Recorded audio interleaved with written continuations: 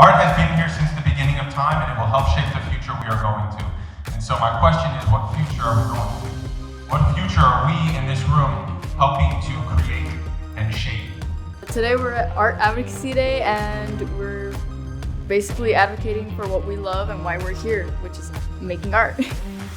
Art can bring attention to a bunch of things that you want to talk about, like emotions or things in your community, and it can gather people's support and change things. It's just so inspiring, especially with like the speakers that come, and it's really nice to hear them speak about their experience and let us share ours. Why do we make art? Well, art is really important to be in school because it's a different way of expression.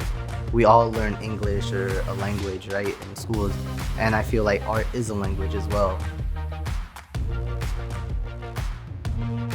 We touched up on a subject that to change how things are moving, we must advocate for our rights.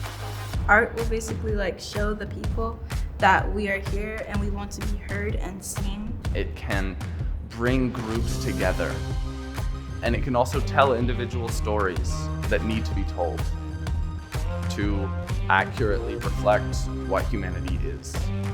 And humanity is diverse and beautiful.